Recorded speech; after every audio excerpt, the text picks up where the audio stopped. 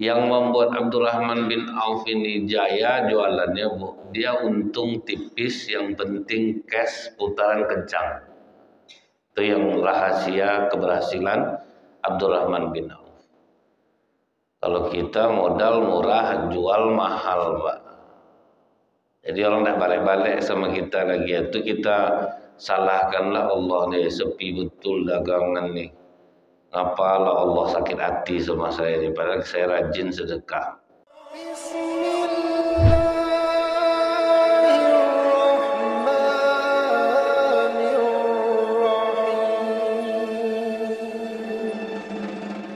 Bismillahirrahmanirrahim. Assalamualaikum warahmatullahi wabarakatuh. Innal hamdalillah nahmaduhu wa nasta'inu wa nastaghfiruh wa na'udzu billahi min syururi anfusina wa min sayyiati a'malina. May yahdihillahu fala mudhillalah wa may yudlil fala hadiyalah. Asyhadu an la ilaha illallah wahdahu la syarikalah wa asyhadu anna Muhammadan abduhu wa rasuluh. Allahumma salli wa sallim wa barik ala hadzal nabiyil karim wa ala alihi wa sahbihi ajmain. Bapak-bapak pengurus masjid yang saya hormati, alim ulama, tokoh masyarakat, cerdik pandai, Bapak Ibu, orang tua yang saya muliakan, hadirin hadirat yang semoga kita semua senantiasa dirahmati oleh Allah.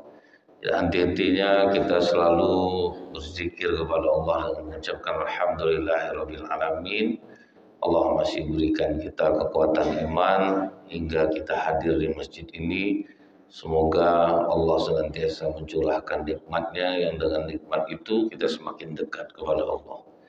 Bersolawat kita kepada Rasulullah SAW dengan ucapan Allahumma sholli ala Muhammad wa ala alihi wasallim. Semoga dengan banyak kita bersolawat kita mendapatkan syafaat di yaumil akhir kelak.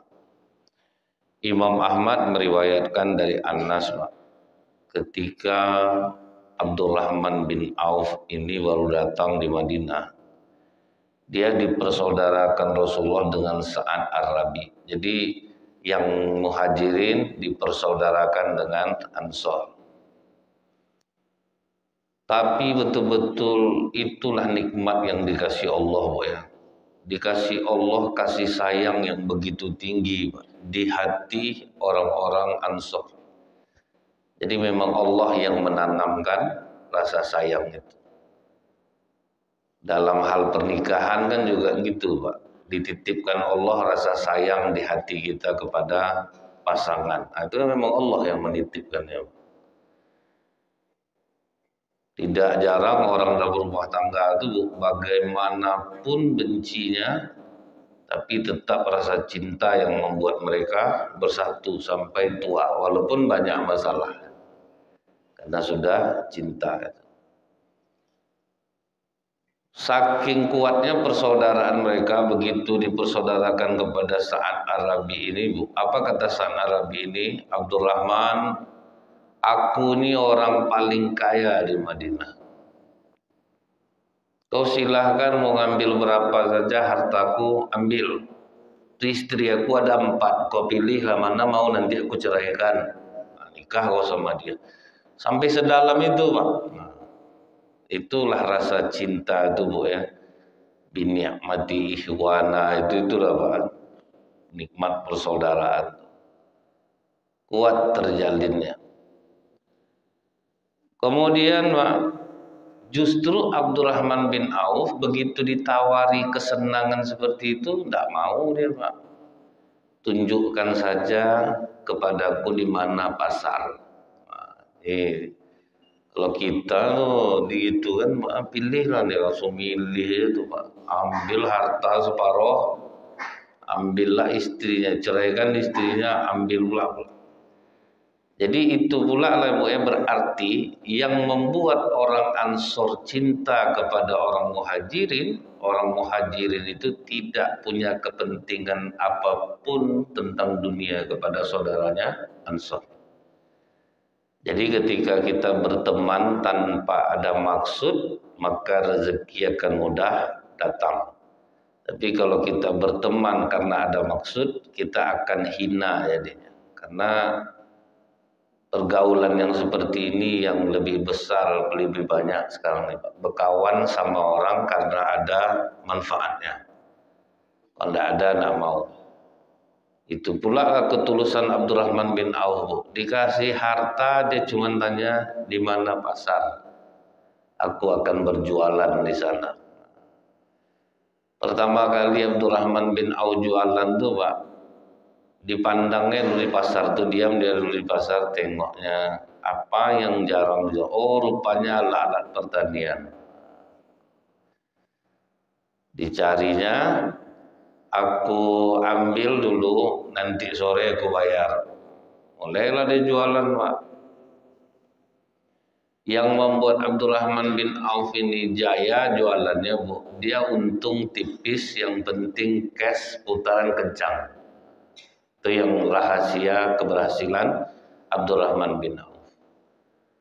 Kalau kita modal murah, jual mahal Pak. Jadi orang tidak balik-balik sama kita lagi. Itu kita salahkanlah Allah nih, sepi betul dagangan nih.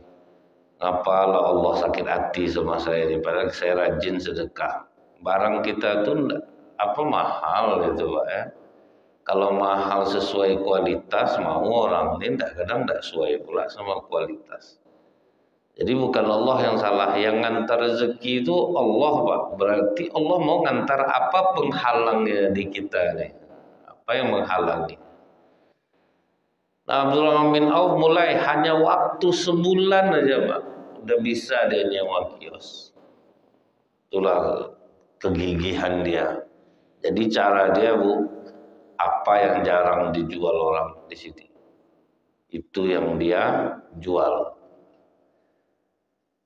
Setelah 1 bulan, bulan kedua mulai banyak duitnya terkumpul Pak. Orang banyak beli sama dia karena dia jujur. Mulai banyak orang nawarin barang untuk dijual. Nah, kelebihan Abdurrahman bin Auf, dia hanya menjual barang berkualitas. Tidak mau yang KW-KW, tidak mau dia. Memang barang-barang ori Pak. Dengan untung sedikit, putaran kencang, makin kuat dia. Tapi tetap yang megang pasar Madinah waktu itu orang Yahudi. Orang Yahudi itu mah, Yahudi tetap ramai. Pedagang Islam yang lain masih sepi.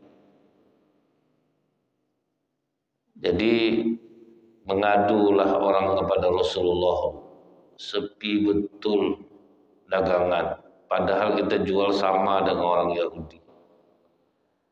Kata Rasulullah, berjualan itu jangan hanya jujur, tapi bersedekahlah kalian ketika berjualan. Maksudnya suka memberi lebih. Jadi jangan sampai pelit, biarlah timbangan gula itu terlebih, jangan terkurang. Ini dikurang-kurangnya, belum pas sekilo, memang jujur Pak. Cuman bolak-balik dia gula, sebentar saya kurang balik, masuk balik. Terlebih balik, maka berkelebihan betul. Jadi jangan hanya jujur jualan kata Rasul, tapi bersedekahlah kalian. Nah, apa cara Abdurrahman bin Auf? Ditanyanya sama Sa'ad Ar-Rabi ini, kau ada punya lahan enggak di pasar? Itu tanah aku tuh yang sebelah situ tuh. Oh, ada cara kita. Kita bangun kios, kita suruh orang Islam bayar seikhlasnya. Itu sistemnya bayar seikhlasnya. Setelah mereka kuat, baru nanti kita sistem bagi hasil. Jadi tidak ada sewa ruko bagi hasil. Itulah yang melejit Bu. Harta Abdurrahman bin Auf itu meningkat-ningkatnya hanya dalam waktu singkat. Jadi orang kaya raya dia di Madinah. Itu cara Abdurrahman bin Auf ya. Ibaratnya berusaha sambil bersedekah. Kalau kita kan dah siap ruko, kita sewakan, kita minta lah 5 tahun azab orang yang mau nyewa ruko kita Pak. 5 tahun itu minta lah apa Bu ya, tinggilah tuh harganya tuh. Tidak bisa lah bertangguh tuh Pak. Itu makanya agak payah hidup kita tuh Pak ya. Karena kalau kita memudahkan orang, mudahlah hidup kita. Kita menyulitkan orang, sulitlah hidup kita. Dan rata-rata orang yang punya ruko di Pekanbaru ini pasti seperti itu, minta langsung 5 tahun. belum orang menjual beli tak maju di situ tanda tak. Kok sulit lah. Tapi Abdurrahman bin Auf mengajarkan kita berdagang itu mencari berkahnya. Nah, jadi sambil bersedekah. Persaudaraan yang kuat inilah Pak, yang tertanam di jiwa para sahabat sehingga mereka itu betul-betul menjadi generasi yang tidak ada duanya, persaudaraan yang seperti itu. Tapi itu kalau kita ingin meraih ini, maka kita harus punya hati pula yang tidak ada maksud dan tujuan ketika kita dekat kepada orang lain. Itu yang paling susah tuh. Rata-rata saya tengok Bu ya, dalam kita bergaul nih, kalau tidak ada untungnya bagi dia secara duniawi, dia tidak mau dekat Pak. Makanya sering Bu ya, ada dulu perempuan Pekanbaru ini, banyak familinya di Pekanbaru, suaminya kaya raya di Jakarta. Itu kalau dia turun di Pekanbaru Pak, semua sanak saudara berkumpul tuh Pak. Nanti disewanya bus, bawa jalan-jalan. Meninggallah suami ibu nih Bu, itu tidak ada duit lagi Pak. Pergi dia Pekanbaru, takut familinya jumpa dia. Kalau udah miskin itulah Pak, takut orang jumpa dia Bu. Nah, itu baru dia merasakannya, ternyata betul hati-hati kita kadang orang bergaul kepada kita ini karena hanya ada manfaatnya. Jadi waktu pagi-pagi ketemulah Abdurrahman bin Auf ini dengan Rasulullah Pak, dengan aroma yang sangat harum. Ditanya Rasulullah, harum pagi ini apa? Aku mau menikah ya Rasulullah. Menikah itu harus walimah walaupun kau potong kambing satu aja. Jadi Rasulullah itu mengajarkan Bu, tidak bisa kalau nikah itu tuh tidak meriah itu Pak. Minimal harus ada makan bersamanya. Dibuatlah oleh Abdurrahman bin Auf. Jadi sejak itu harta Abdurrahman bin Auf ini bertambah-tambah, tapi bertambah-tambah pula kebaikannya. Jadi dia waktu dikasih tahu oleh Rasulullah, kau ini besok masuk surga itu merangkak-rangkak, kata Rasulullah. Kejut dia, padahal dia udah banyak sedekah Pak, tapi kata Rasulullah dia masuk merangkak-rangkak. Kenapa ya Rasulullah? Hartamu terlalu banyak, jadi dihitung dulu lama.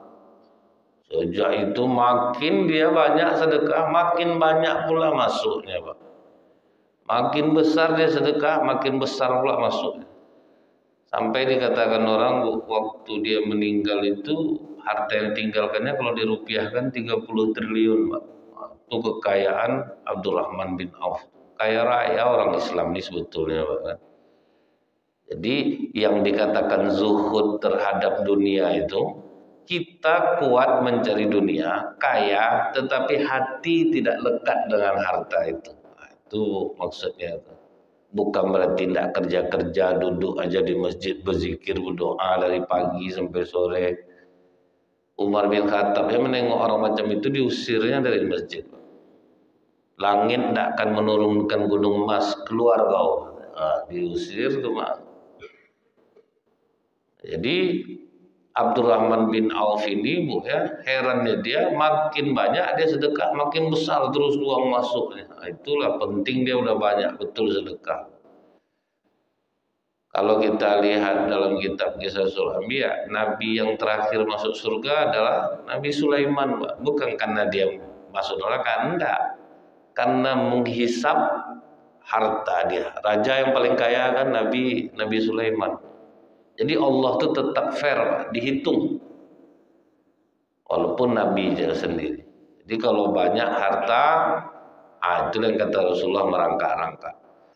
Itu Abdurrahman bin Auf udah seboros-borosnya sedekah tuh Pak. Akhirnya makin bertambah-tambah hartanya ya tidak membahayakannya lagi. Nah kita kebanyakan Bu, harta itu lebih banyak yang untuk kita daripada untuk jalan Allah. Kita aja cek sendiri gitu. Berapa yang untuk kita infakkan, berapa yang kita habiskan. Kadang Pak, duduk kita pergi liburan sama anak, habis berjuta-juta ikhlas. Tapi kalau mau nyumbang ke masjid tuh mikir, kadang udah nyumbang banyaklah komentar Pak, itu pula kan. Yang udah habis dia liburan tuh tidak pernah dia komentar. Tapi kalau di masjid perhatikan betul tuh, betul tidak uang itu dipakai. Banyaklah yang diselidikinya Pak. Nah, ini yang kadang itu susah kita ini. Memang banyak yang harus kita perbaiki itu. Nah kemudian Pak, saking kuatnya persaudaraan yang terjalin itu, apa kata orang Ansor? Pokoknya ahli waris kami orang Muhajirin. Orang Muhajirin ahli waris kami, bukan keluarga kami. Itu udah saking kuatnya persaudaraan. Ditegur oleh Allah lewat surah An-Nisa 33. Bagi tiap-tiap harta peninggalan dari harta yang ditinggalkan, ibu bapak dan karib kerabat adalah pewaris-pewarisnya, bukan. Jadi jangan gara-gara persaudaraan kuat kalian sembarangan masa dijadi sampai macam itu jadikannya ahli waris, padahal mana lah bisa keluarga tetap jadi ahli waris. Kemudian turun lagi surah Al-Fal 57, dan orang-orang yang memiliki hubungan kerabat itu sebagian lebih berhak terhadap sebagian yang lain. Nah inilah membuktikan saking tingginya rasa persaudaraan itu. Nah, sampai salah jadi Pak, dijadikannya orang Muhajirin sebagai ahli waris daripada keluarganya. Jadi ternyata kata Allah keluarga lebih berhak. Walau bagaimanapun keluarga lebih berhak. Jadi kalau saya lihat waktu itu di daerah Bukit Tinggi ya Pak ya, ada pengajian apalah namanya itu.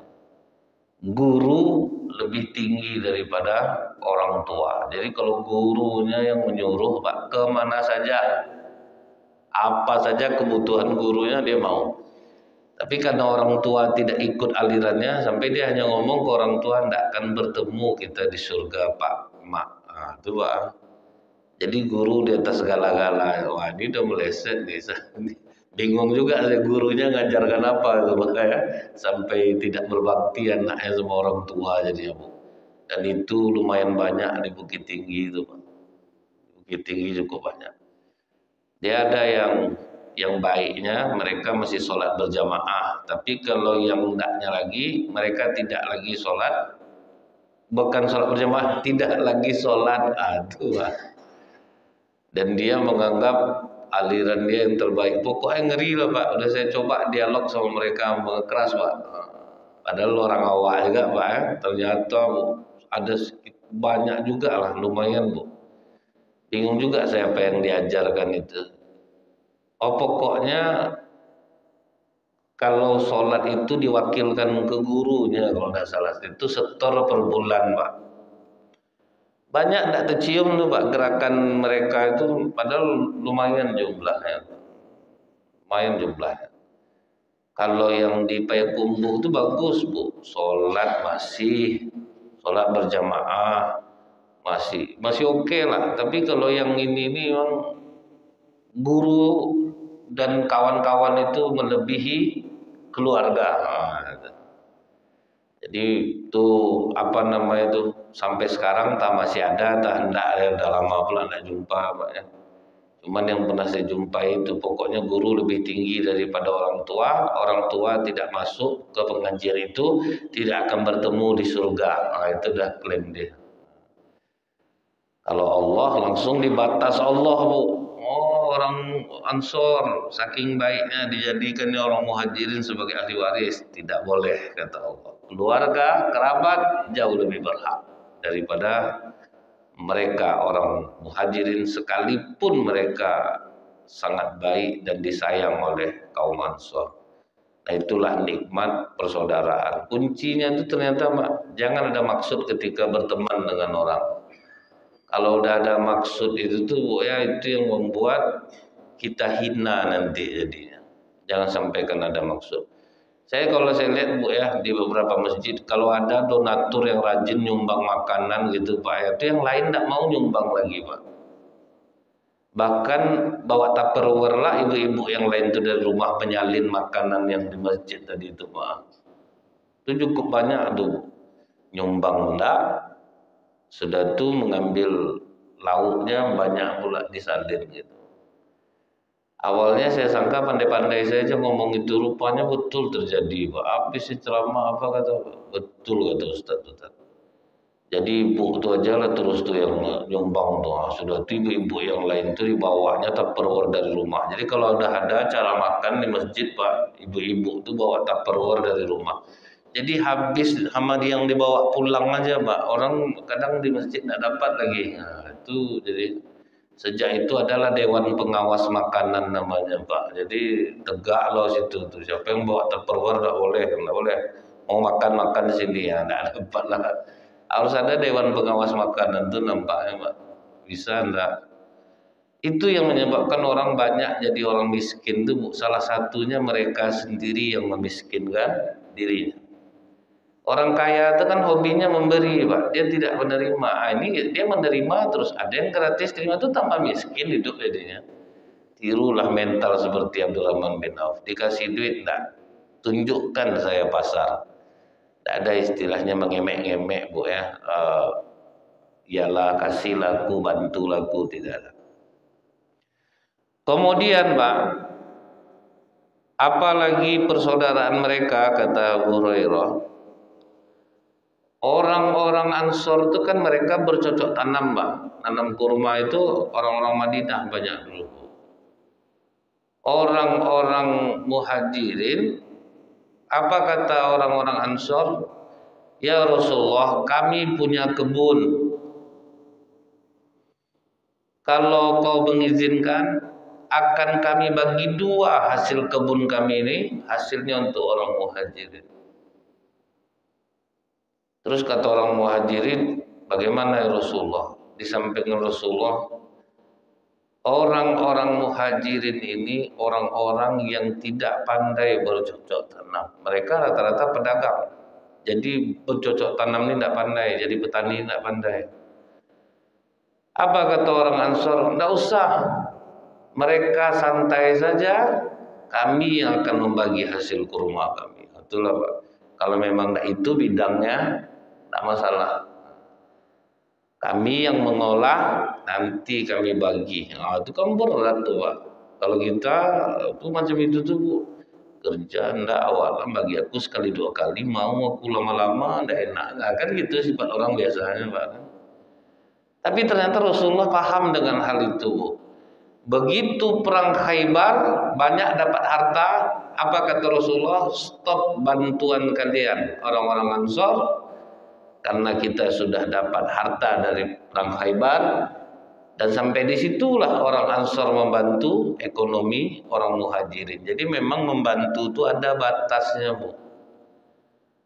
Ada batasnya. Itu hebatnya Rasulullah tuh Pak. Dia tahu ini suatu saat akan jenuh. Awalnya mungkin oke, masih ikhlas. Tapi ada batas. Begitu ada duit, stop. Baru orang Muhajirin mereka berdagang lagi. Nah kalau kita kebanyakan susahnya itu mental orang kita nih Bu. Begitu dikasih itu jadi kewajiban Pak. Nah itu ngerinya tuh. Asal mau orang ke dia aja terus. Itu yang sering. Misalnya dalam masalah utang piutang, udah mau saya pinjamkan sekali Ustaz. Itu besoknya dia pinjam lagi, kasih lagi, dibayar pinjam lagi. Sudah itu jadi kewajiban gitu. Ke dia saja terus. Nah, itu orang rupanya punya batas. Jangan sampai terus-terusan. Ingat saya dulu Bu yang kasihannya saya ada orang di rumah dia itu kebetulan air bornya terbaik di antara air-air tetangganya yang keluar Pak. Kasihan dia nengok tetangganya air mereka itu tidak sebagus dia, dikasihnya lah keran di samping rumah tuh Pak, pakai sanyo. Diumumkannya lah ke tetangganya, ibu-ibu, bapak-bapak yang mau ngambil air untuk minum, silahkan itu ada keran, saya buka, ambil. Pertamanya baik-baik tetangga saya itu ngambil Ustaz, pakai botol mineral yang besar. Besoknya Ustaz pakai gerobak, pakai jerigen, banyak Pak. Teraniaya lah saya bayar listrik dibuatnya, awak mau istirahat, buka, tolong hidupkan listrik, mau ngambil air, ini jahat kadang masyarakat juga. Mentang-mentang dikasih malah ngabiskan Pak. Sejak itu nak mau saya lagi Ustaz. Nah itu yang pepatah orang tua tuh buat baik itu berpada-pada itu maksudnya Pak. Supaya jangan menyesal nanti. Rencana kita baik nih. Macam ibu jangan biasakan Bu. Saya mau ke pasar ada nitip enggak? Pertama ya baik nitipnya Pak. Lama-lama jadi kewajiban Bu. Ditunggunya aja ibu lewat lagi. Mesannya enggak lah apa Bu beras 5 kilo yang menyusah-nyusahkan aja Pak. Telur sepapan, gara-gara kita buat baik itu berpada-pada. Kemudian masing-masing kita ada bidangnya. Jadi Rasulullah sudah mengatakan orang muhajirin tidak pandai dia bercocok tanam. Kalau kita ini Bu bekerja itu hendaklah pekerjakan atau bekerjalah dengan bidang yang memang kita cintai. Jangan yang tidak bidang kita. Karena kalau tidak bidang kita pasti salah-salah kita jadi coba. Tapi kalau bidang kita yang kita kerjakan, udahlah kita ikhlas, orang pun senang jadi. Karena kita profesional melakukannya. Nah setelah itu Pak, Rasulullah ini Bu bukan tidak tegas. Kalau Rasulullah tegasnya, Rasulullah ada memerintahkan untuk membunuh orang. Orang Ansor itu siap gitu Bu. Siapa yang dibunuh itu yang diperintahkan Rasulullah? Abu Rafi Salam bin Abul Haqiq. Dia ini nih Pak, rupanya kenapa dia mau harus diperintahkan Rasul untuk bunuh? Ini orang Yahudi yang memang jahatnya itu udah memang benci-benci betul sama Rasulullah. Jadi memang dia itu sudah berniat mau membunuh Rasulullah. Memang sudah dipastikan nih Bu. Ini orang ini memang tidak akan pernah mau lagi menerima petunjuk dan dia mau membunuh Rasulullah. Seringlah disakitinya Rasulullah itu waktu di Mekah itu menggunakan syair Pak. Kemudian dia bisa bersyair itu menangis-nangis Bu, sehingga terbawa suasana kuat hati orang ingin membunuh Rasulullah dibuatnya. Sama kami ustaz-ustaz ini kan ada yang jago muhasabah Pak, kan? Andai rendungkan ayah bunda. Padahal tidak ada, di dalam hati dia terketawa tak apa tuh Pak. Karena saya tak apa gitu Bu agak tidak suka saya Pak kalau orang muhasabah menangis-nangis tuh, karena itu kesannya tuh dibuat-buat Pak itu. Kalau menurut saya nih Pak, mungkin saya salah. Jarang yang natural tuh gitu. Yang natural tuh mungkin, maka saya Bu asal diundang orang misal Bu ulang puasa sekalian muhasabah ya tak. Oh kalau muhasabah ini ustadznya, kalau saya tidak bisa. Kan memang ada ustadznya di Pekanbaru ini Bu, memang jago dia muhasabah tuh Pak, memancing orang untuk menangis. Jadi saya sangka saya ini mandai-mandai gitu. Adalah kawan-kawan saya yang suka tukang muhasabah kalau ceramah. Tidak ada tuh Bang. Nanti ini yang mancing nangis di belakang pakai mic. Padahal tidak ada gitu. Atau pancing lah orang untuk nangis. Sandiwara juga rupanya. Cuman ada bagusnya Bu. Karena kalau mengeluarkan air mata itu kan tenang jiwa Pak. Kalau pas tepat masalahnya tenang jiwanya. Karena dia pandai Bu semangat orang Pak ingin membunuh Rasulullah tadi buatnya. Itulah dahsyatnya Bu. Syair-syair dia itu Pak menguatkan orang untuk bunuh Rasulullah. Maka kata Rasulullah, siapa di antara kalian yang mau membunuh Abu Rafi Salam bin Abul Haqiq? Tidak berlama Pak, langsung berdiri Muhammad bin Maslamah. Aku ya Rasulullah. Itu orang Madinah dari suku Khazraj. Kenapa dia akhirnya mau maju? Rupanya tinggi badannya itu Pak, di atas rata-rata Muhammad bin Maslamah. Memang kuat dia. Aku aja ya Rasulullah. Yang kau hadapi ini penyair ulung dan dia itu terkenal kehebatannya memainkan pedang. akan kutipu dia dengan kata-kata. Nah, itulah kebohongan yang dibolehkan di dalam peperangan. Dalam perang, tipu daya halal. Berangkatlah Muhammad bin Maslamah ini. Ditemuinya lah Abu Rafiq Salam bin Abdul Haqiq ini. Kenapa kau mau menemui aku? Semenjak Muhammad masuk ke Madinah, ini dipaksa-paksanya kami sedekah. Nah, itu cara dia, Pak. Dipaksa-paksa kami sedekah sampai miskin kami jadinya. Kalau kau ada, tolonglah pinjamkan kurma agak banyak ke saya lah. Oh, tunggu dulu. Kalau aku pinjam kurma aku, jadikan istri kalian jadi jaminan. Ah, itu ngeri orang-orang jahiliyah nih, Pak. Minjam istri jadi jaminan, Bu. Apa kata Muhammad bin Maslamah? Apa ndak malu? Kau orang paling ganteng di Mekah. Masa mau kau istri kami jadi jamin? Ah, kena angke gitu, Pak. Rupanya kena dia, Bu. Oh gitu ya? Iya, kau orang paling ganteng di Mekah. Masa mau sama istri kami? Aku ndak anak-anak kalian lah. Anak-anak kami itu tutur katanya jahat. Nanti ndak suka kau sama dia. Jadi apa jaminan kau mau meminjam kurma sama aku nih? Bagaimana kalau kami jaminkan senjata kami, pedang, tombak? Ah boleh, nanti malam kita ketemu. Jadi tidak ketara lagi sahabat, Pak, bawa tombak, bawa pedang, padahal mau membunuh dia. Kena puji itu, Pak, kena betul ya. Jadi turunlah dia dari benteng, keluar dia dari benteng Yahudi malam itu. Dia dari tanya sama istrinya, kau mau kemana? Aku mau menemui Muhammad bin Maslamah. Pakai harum-haruman. Apa kata Muhammad bin Maslamah? Masya Allah, ganteng betul kau ini ya. Dari sini itu cium harumnya rambutmu. Boleh enggak aku cium rambutmu? Wah, katanya senang deh, Pak. Ciumlah pas dari belakang tuh, langsung ditebas oleh Muhammad bin Maslamah. Begitu pulang, Bu, apa kata Rasulullah melihat wajah keberuntungan. Nah, itu, Pak.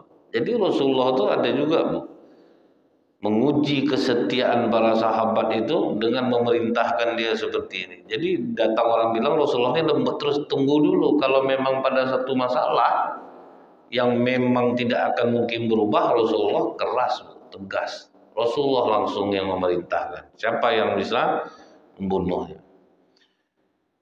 Kemudian ada satu lagi orang Yahudi, Bu, yang memang keras dia, Pak.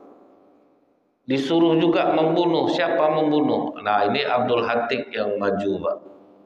Karena kan ada dua suku di Madinah tuh, Bu. Dia suka bersaing, Pak, Aus dan Khazraj. Tapi mereka tuh saingannya beda sama kita, Bu. Mereka tuh berlomba-lomba untuk kebaikan gitu. Jadi bukan Pak, berlomba-lomba untuk hal yang salah. Pokoknya kalau suku Aus, suku Khazraj udah berhasil nih menjalankan perintah Rasulullah. Dia enggak mau agak kalah. Perintahkan juga kami Rasulullah. Kami yang akan maju untuk membunuh Yahudi yang kau perintahkan itu. Wah, maju mereka, Bu. Abdul Hatik ini masuk dia malam, Pak. Masuk dia malam. Katanya kami mau beli gandum. Dibuka kan pintu sama istri orang Yahudi yang akan menjadi sasaran dibunuh. Sampai di dalam, mana suamimu? Ada di dalam, dikunci. Karena hari gelap, Pak, bingung, Pak. Waktu dia dengar suara orang Yahudi yang jadi sasaran itu, pas dia tebas, lupa salah, Bu, nggak kena. Nggak kena. Pas di mana kau? Aku di sini, kata orang Yahudi itu. Siapa yang mau membunuh aku tadi? Kata orang Yahudi mau dibunuh. Aku pun tidak tahu. Sepertinya ada orang bawa pedang. Padahal Abdul Hatik, Pak. Dengar dia di mana seorang Yahudi ini, langsung ditikamnya perutnya, mati. Suasana gelap, dia keluar. Istri dari orang Yahudi ini menjerit-jerit, Pak. Tolong, tolong, tolong. Pas mau dibunuh oleh Abdul Hatik, ingat dia pesan Rasulullah. Jangan pernah menyakiti wanita dan anak-anak. Itulah adab orang Islam, Pak, di dalam peperangan itu. Tidak boleh membunuh wanita dan anak-anak. Tidak boleh mencuri harta mereka. Tidak boleh merampas harta mereka, hasil-hasil kebun mereka. Tidak boleh mengotori air, jangan rusak rumah ibadah. Beradab orang Islam ini ketika berperang itu. Jadi siapa yang jadi tujuan, itu aja. Ramailah orang berkumpul di rumah orang Yahudi ini. Ramai. Kemudian Abul Hatib bingung, ini orang udah mati atau belum ya? Masih ragu masalahnya. Balik dia ke kerumunan tuh, balik, Pak. Tidak ada yang tahu dia, Bu. Nampaklah istri orang Yahudi ini menangis-nangis. Dia menangis, suaminya sudah meninggal, lalu senang hatinya. Baliklah dia. Dengan bangga juga dia mengatakan, kami dari suku Aus juga sudah membunuh orang yang dipilih oleh Rasulullah untuk dibunuh. Jadi memang Rasulullah ini ada tegasnya, kalau bagi orang-orang yang memang memusuhinya sudah sangat kental, Pak, akan memusuhi Islam, membahayakan, itu memang diperintahkan Rasulullah untuk dibunuh. Kemudian ada lagi namanya Abu Saibah. Abu Saibah ini orang Yahudi, jahat juga, jadi sasaran juga untuk dibunuh. Jadi waktu itu yang maju adalah namanya Mahisah. Pas Mahisah membunuh Abu Saibah ini, abangnya bilang, kau bunuh Abu Saibah. Walau bagaimanapun setengah badan kau ini mungkin ada duit dia yang masuk. Aku diperintahkan oleh Rasulullah. Dipukul dia oleh abangnya, Pak. Kalau sempat Rasulullah menyuruh aku juga membunuh kau, aku bunuh kau nih. Terkejut saudaranya ini, Bu. Jadi kalau Rasulullah menyuruh bunuh aku, kau akan bunuh aku? Iya. Aku syahadat. Akhirnya masuk Islam abangnya, Pak, orang Yahudi itu. Kenapa masuk Islam? Begitu salutnya aku. Kuat betul kalian taat kepada Rasulullah. Ini belum pernah terjadi lagi. Kalau kita orang Yahudi katanya kan berpikir-pikir mau melakukan hal seperti itu. Kalian tidak. Jadi kalau sempat disuruh Rasulullah kau membunuh aku, abangmu kau bunuh aku. Iya. Kalau Rasulullah memerintahkan, aku bunuh kau. Itulah kesetiaan Muhajirin dan Ansor ini, Bu. Nah, sampailah pada perang Bani Qainuqa, Bani Nadir, Bani Quraisyah. Orang-orang Yahudi yang ada di Madinah itu awalnya kan tinggalnya sama-sama di Madinah, sama-sama kita jaga Madinah ini baik-baik, jangan kita bertengkar-tengkar, kalian mau ibadah silahkan. Sebelum perang Badar, orang Quraisy disuratinya orang-orang Yahudi ini, Bu. Diprovokasinya, pertama kena Abdullah bin Ubay bin Salul. Sampai akhirnya mereka itu mau menyerang Rasulullah. Karena udah tercium oleh Rasulullah, datang Rasulullah, kok mau kalian diadu domba orang Quraisy? Andai orang Quraisy tak apa-apa, fitnah yang disampaikan. Dia kan yang bahaya nih, Bu, menjelang 2024 ini pun fitnah yang paling bahaya, Pak. Dapat-dapat aja suara rekaman tuh, Ibu tahu enggak? Suara saya nyampaikan macam ini aja bisa dengan suara saya ini dirubah apa yang saya sampaikan. Itulah canggihnya aplikasi sekarang tuh, Bu. Bisa dibolak-bolak balik. Ini zaman fitnah rupanya tuh udah dari dulu, Bu. Diadu domba, akhirnya sudah dijelaskan oleh Rasulullah, Abdullah bin Ubay bin Salul aman. Kemudian, Pak, disuratinya Bani Qainuqa. Kata Rasulullah, Bani Qainuqa ini kalian ikutlah kepada Islam. Kalau kalian ikut kan kalian aman nanti dia. Malah sombong nih, Pak. Kau bertempur dengan orang Quraisy, orang Quraisy itu bodoh kalau berperang. Tapi kalau kami ini jangan kau coba-coba. Kami lebih hebat berperang. Jadi memang udah kurang-kurang ajar tuh, Pak. Orang-orang Yahudi yang ada di Madinah tuh, Bu, ya. Sudah mulai kurang ajar. Akhirnya ketika kaum musyrikin dikalahkan, sudah kalah orang Quraisy di perang Khandaq. Perang Khandaq itu kan perang parit tuh, ya, Pak, ya. Rasulullah sudah mau pulang, datang malaikat Jibril pakai kuda, Bu. Jadi kalau Jibril itu kalau menyerupai sahabat namanya Diyah Al-Qalbi. Jadi asal turun Pak, selalu mirip wajahnya dengan Diyah Al-Qalbi. Karena Rasulullah itu melihat Jibril itu karena shock dulu, pernah ketakutan gitu Pak. Jadi Jibril pun turun menyerupai wajah sahabat, tapi yang dipilihnya pasti wajah Diyah Al-Qalbi. Nah, itulah keistimewaan Diyah Al-Qalbi itu ya. Nah kemudian dia datang, ya Rasulullah, jangan kau masukkan sarung pedangmu, cepat kau kepung orang Bani Nadir, Bani Qainuqa. Dikepung orang Bani Quraisyah juga, boy. Akhirnya Bani Quraisyah berdamai. Nah Bani Qainuqa ini, Bani Nadir, mereka tetap bertahan di dalam bentengnya Pak. Dikepung selama 25 hari. Karena mereka memang sudah berkhianat. Karena mereka sudah berkhianat di perang Khandaq, akhirnya mereka katakan kami menyerah, tetapi tolong yang menghukum kami keputusannya Sa'ad bin Mu'adz. Sa'ad bin Mu'adz ini orang bagian dari mereka juga, tapi di perang Khandaq itu kena panah Pak, antara tangan dan dadanya. Jadi Sa'ad bin Mu'adz ini berdoa, ya Allah, kalau memang masih ada gunaku untuk menghadapi peperangan, panjangkanlah umurku. Kalau tidak, silahkan kau menjemput aku. Karena Rasulullah butuh keputusan untuk orang-orang Yahudi ini, dibawalah dia pakai kuda Pak.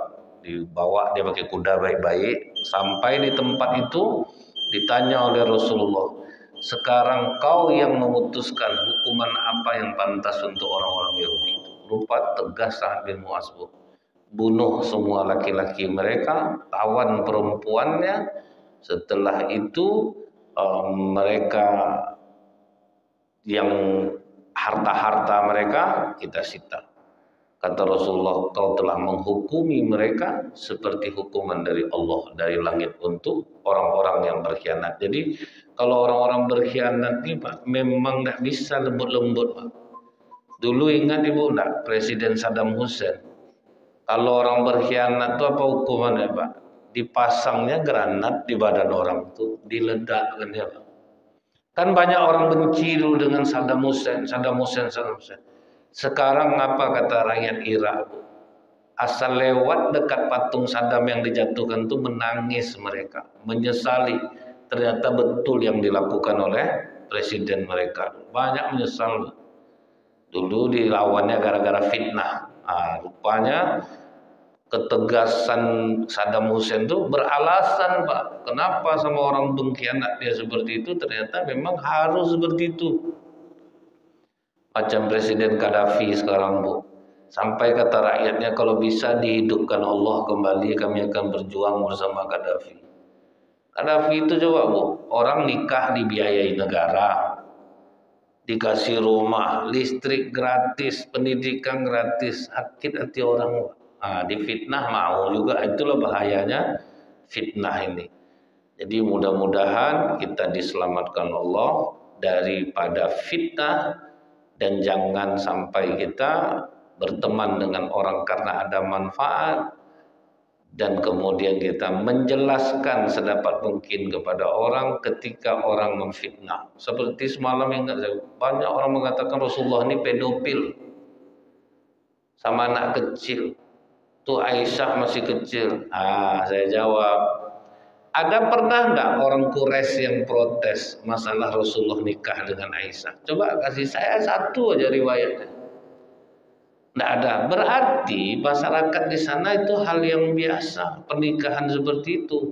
Kalau sempat bermasalah, pasti orang Quraisy menjadikan itu sebagai senjata Pak untuk menjatuhkan Rasulullah. Masa mau sama Aisyah? Tapi tolong, ada nggak satu riwayat aja yang ribut orang Quraisy masalah Rasulullah nikah dengan Aisyah? Tidak ada. Berarti biasa pada masa itu. Jadi orang kalau tidak ngerti Pak, iya juga ya, berarti Rasulullah diukurnya pada zaman sekarang.